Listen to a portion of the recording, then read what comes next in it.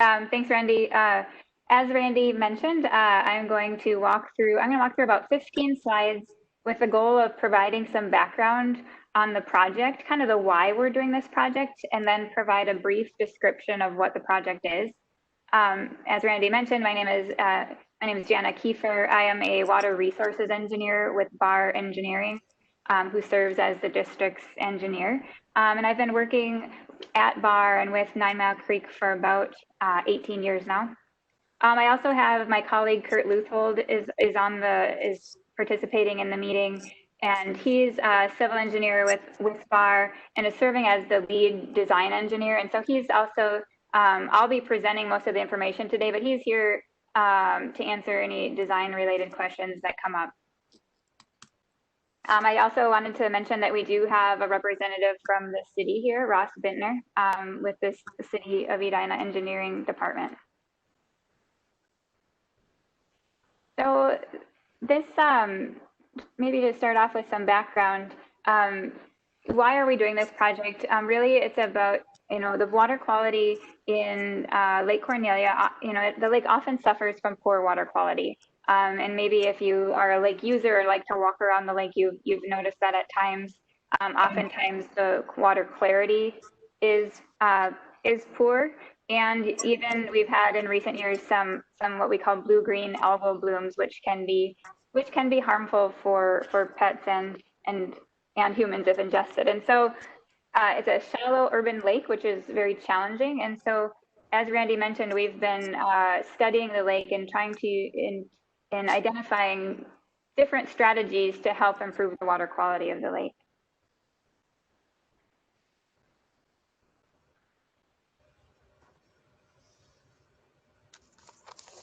These are graphs that are showing the water quality. The graph here on the left is showing the summer average phosphorus concentration in North Lake Cornelia, so the North Basin. And you'll see that there's a arrow pointing toward the 60 micrograms per liter. That's the state standard for shallow lakes. And you'll see those red bars are showing that the lake tends to be quite a bit higher than the state standard. And so this lake is included on what's called the impaired waters list. And there's been a study done to figure out how to reduce, those phosphorus concentrations, which will help reduce the algae. The graph here on the right is a similar graph, but this is for a different lake. This is for Lake Edina. And so the study that the district did included not only Lake Cornelia, but the downstream lake, Lake Edina, which is south of, a ways south of 70th Street. And so this shows that Lake Edina, while the phosphorus levels aren't quite as high as they are in Lake Cornelia, they're still above the state standard. And so we're still needing to make some improvements in the water quality. I mentioned this study. So in 2019, the 9 Mile Creek Watershed District finished a water quality study on Lake Cornelia and Lake Edina. And the study was an in-depth look at the water quality and kind of a diagnosis of the issues. And one of the big parts of the study is trying to understand where the phosphorus comes from that fuels these algal blooms. And really the primary conclusions there was a big portion of the phosphorus comes from stormwater runoff. There's also a significant portion of the phosphorus in the lake that comes from the sediment. Phosphorus can be released from the sediment when you have years of decaying aquatic plants and years of stormwater runoff. You can get a lot of built up phosphorus in the sediments, and that can be released in the summer or anytime during the year. We also have another source of phosphorus is an invasive aquatic plant called curly-leaf pondweed. And what's interesting and different about that plant is it tends to die off. Instead of our native plants die in the fall, and will then come back in the spring. Curly-leaf pondweed dies in the middle of summer, right around the end of June or early July. And as it dies, it releases a bunch of phosphorus. And so oftentimes we'll see a big algal bloom right around kind of the 4th of July time. And so that's also part of the problem causing algal problems in our lake. So a result of this study was several recommendations for management. We talk about in-lake management, and then we also talk about watershed management. And so I'm first going to talk a little bit about some of the in-lake management practices. One of them is to reduce the amount of phosphorus coming from the lake sediments. And so in the spring of 2020, just I guess toward the end of May, the district did what's called an aluminum treatment, and they added aluminum to the lake. And what that does is float down to the bottom of the lake, and it binds with that phosphorus in the soil, in the sediment, and it prevents it from being released into the water. So that was completed back in May. And the district is also embarking on an investigation of the sediment phosphorus, the potential for sediment phosphorus release in Lake Otto and Lake Nancy, the two water bodies north of Highway 62 that contribute to Lake Cornelia. So that work will be done in 2021. The district has also been working closely with the city. The city has been doing herbicide treatments for the invasive aquatic plant, curly leaf pondweed. And so that was conducted, the city conducted that treatment early this May. And then the district, as Randy mentioned, is also working on some fisheries. It's a little harder to quantify, but there's some what we call rough fish in Lake Cornelia and also the upstream lakes, carp and actually a lot of goldfish. And they're bottom feeding fish, and what they do is they swim around and they root around in the bottom, and that often can be a cause of release of phosphorus and also just creating a turbid, really kind of dirty water. And so that's something that the district is studying and trying to understand, how many fish there are, where they are, and how we can best remove them. And so that's ongoing. It started this year and will be continuing into next year.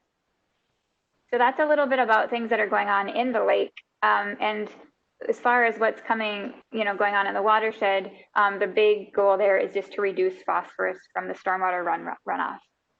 And that's the primary goal of our project that we're talking about tonight.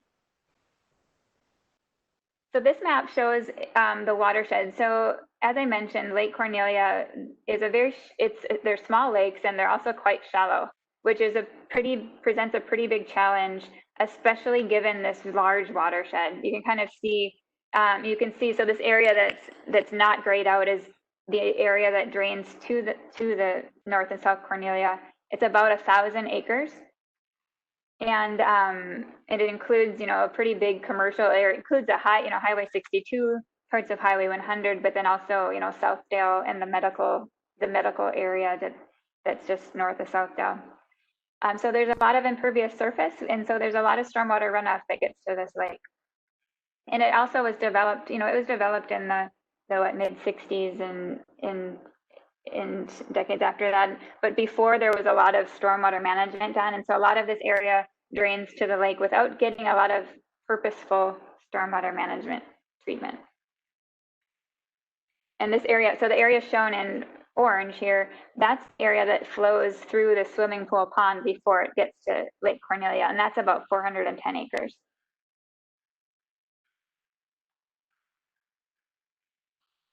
So now I'm going to dive into a little bit more about the proposed project. What we're proposing is what we're calling a stormwater filtration vault in Rosland Park. And so you can see on the screen here where I've circled, there's this blue kind of rectangle, and that's showing where this stormwater filtration system will be, just right there on the north side of the parking lot. I don't know if you use the park at all, but if you do, that's right at the parking lot where the disc golf, a lot of people park for the disc golf course. And also there's the playground right there. So just on the north side of that parking lot. So this filtration system, it's essentially kind of a large concrete box above ground, if you can imagine that. But we certainly don't think it would be very pleasing to have a large concrete box sitting in the park. And so this is a rendering of what we're proposing. It would be kind of beautified a bit to look nicer and to fit in nicely with the park, while it also is serving its stormwater management function. And so this again is just a drawing of what we at this point would anticipate this system looking like. This is a similar view. So now we're looking at the system from the top. And the way this filtration system will function is that water will be, well, I'm going to back up. Currently, water from swimming pool pond flows to Lake Cornelia through this green pipe here that you see there. And so, when it rains, water will flow, through that pipe. It will, a lot of it will get to swim pool pond and then flow through that pipe to Lake Cornelia. So under our proposed system, we will be pumping water from swimming pool pond into our filtration system shown there with that big blue rectangle. And so water will go through this filtration system, and as it goes through this filtration system, it will, the filter media, we call it, will pull out, will filter the phosphorus. And so the water coming out of there will have less phosphorus, and then that water will then be sent through this pipe shown in red here, will be sent to Lake Cornelia, but it will be cleaner. So as I mentioned, we're going to be using a pump to pump water from swimming pool pond. And so I think it's important to talk a little bit about the drainage patterns in this area. So this figure over here on the right side of the screen, that is showing the drainage patterns here. And so you can see these yellow lines are storm sewer pipes that are underground. And so you can see that there's a pipe that goes from swimming pool pond to North Cornelia.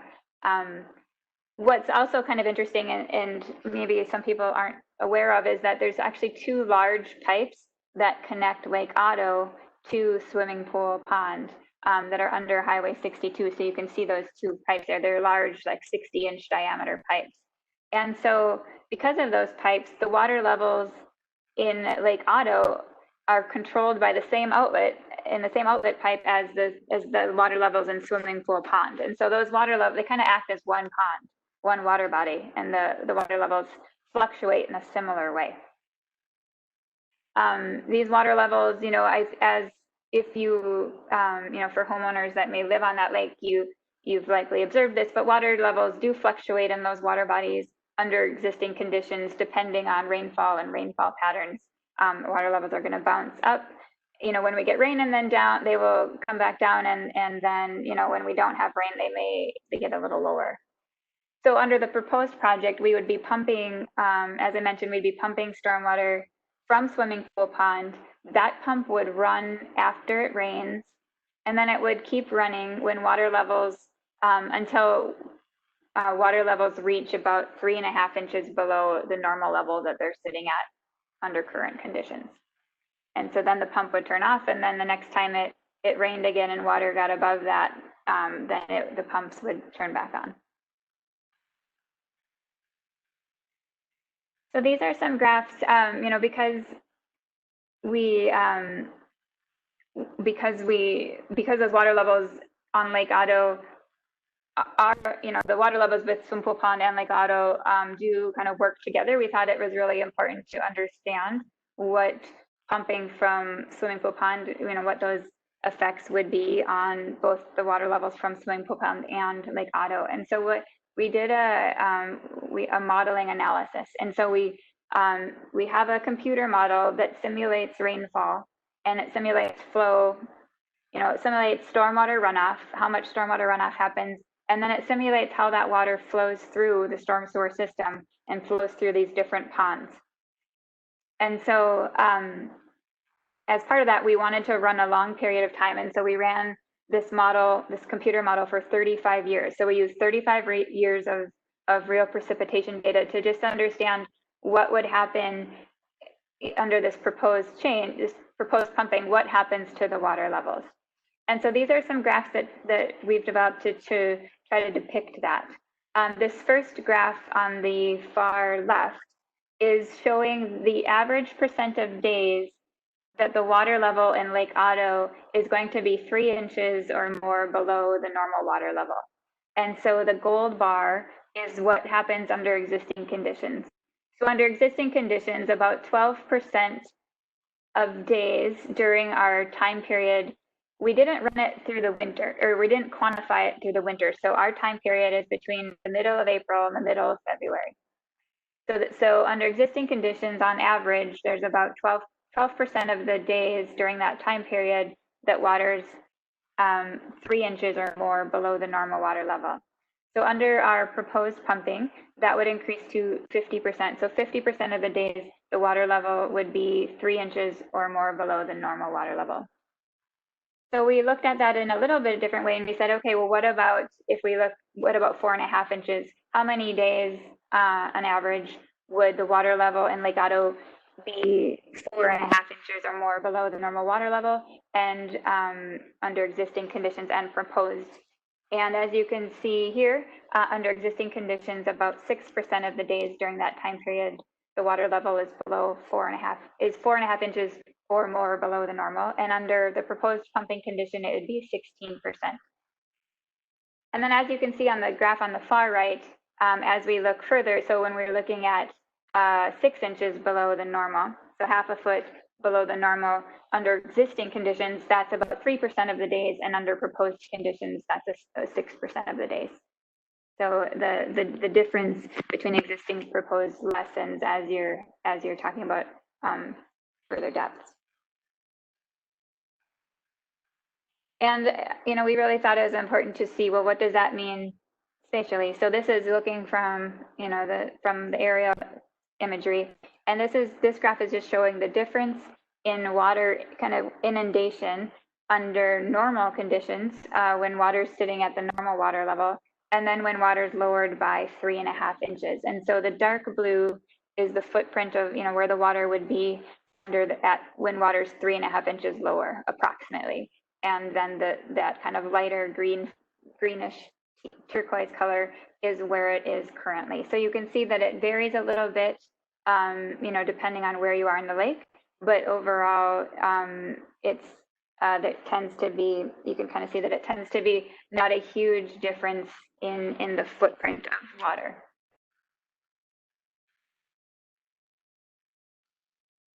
So I'm going to just talk a little bit more about how this system is going to function. And as just a reminder, this concrete filtration, this vault system will be located on the north side of this parking lot. And if you're looking at the system from the top, you can see what we're proposing is a 3-chamber system.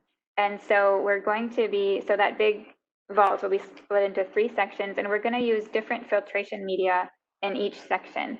And this will allow us to really test out different kind of innovative filtration media to find and explore what media is the most effective to remove the phosphorus that we're trying to remove. And so that's sort of going to be pretty kind of an innovative way to do some exploration in stormwater management and kind of fine tune and optimize the amount of phosphorus we're going to be able to remove. This is a slide just showing kind of a quick summary of the cost and the benefits. We're estimating on average, it depends, it'll be different every year, but we're estimating about 22 pounds of phosphorus would be removed by the system every year. The estimated construction cost for the system is $744,000. But recognizing that this is, we're only maybe 30% of way through a design.